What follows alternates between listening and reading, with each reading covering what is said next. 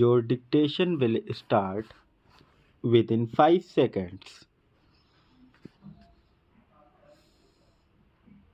Mr. Chairman, sir, a discussion has been held today on a very important subject. All the honorable members who have taken part in this discussion have given some very good suggestions. I am grateful and thank them for it. You know how much awakened the people have become today. No one had made any efforts in this direction 4 or 5 years ago. First of all, it was our late Prime Minister of India who drew the attention of the people towards it. This problem is not confined to India alone, but is a matter of concern for the entire world. Today, the foreign countries also feel that a heavy price will have to be paid for the development that has been made. To fight against nature is suicidal, and you know all, and the foreign countries are also saying that if there had been lesser development and the environment had remained unaffected, that might have been better. The health standard of the people is declining these days. This would not have happened otherwise. It is essential that every individual in every country should enjoy good health. However, the level of environmental pollution is somewhat lesser here than in other countries. There are three major problems facing our country today. The first is that of floods, the second is of drought, and the third is of pollution. You may be aware that deforestation is the main reason underlying the problems of flood and drought. If mountains are denuded of the forests, there is no obstruction to the flow of water downwards and fast eroding soil along with it. In this manner, the rivers get flooded in our country. About 4 crore hectares of land is flooded. On an average, 1 crore hectare of land is flooded every year. In case of very heavy floods, 4 crore hectares of land may be flooded. However, on an average, 1 crore hectares of land is affected by floods every year. The main reason underlying drought is the lack of greenery.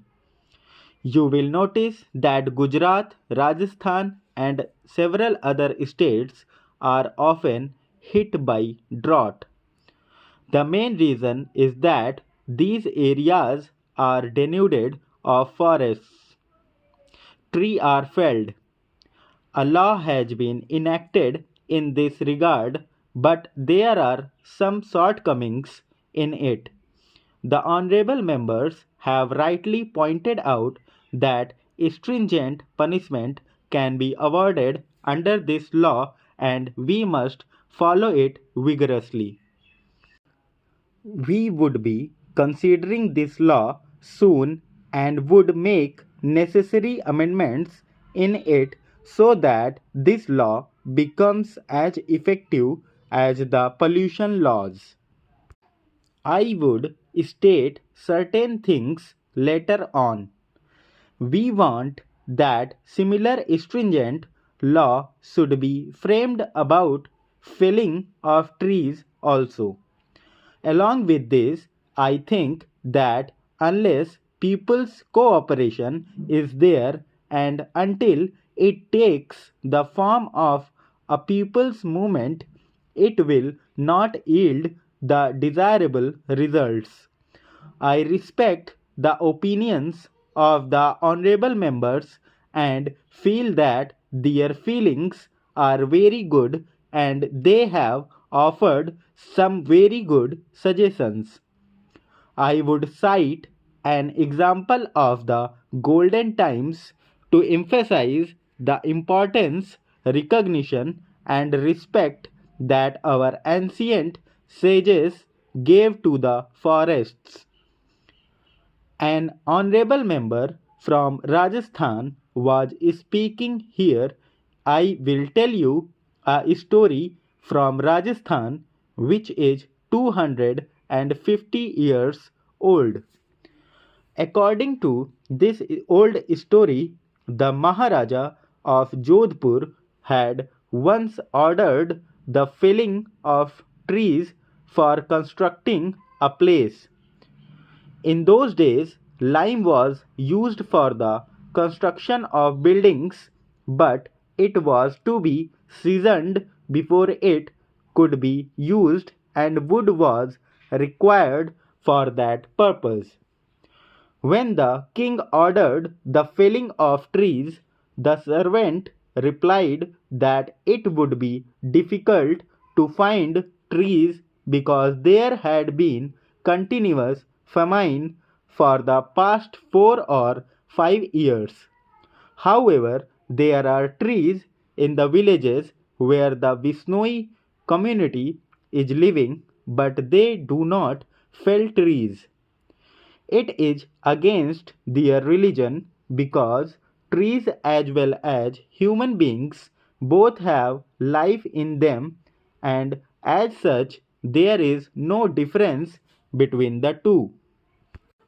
As soon as you cut a tree and squeeze it a little, a fluid comes out. The fluid is similar to human blood. Therefore, it is a religious belief that felling a green tree is as sinful as killing any other form of life. But the king ordered the trees to be cut and said that it hardly mattered that they were Vishnois. The servants reached there. As soon as they started cutting a tree, a woman came out and asked as to why they were felling the trees. The servants pleaded that they were only obeying the orders of the king. The woman made great efforts to stop that and said that cutting of trees was against her religion. Finally, to cut the long story short, the woman was put to death.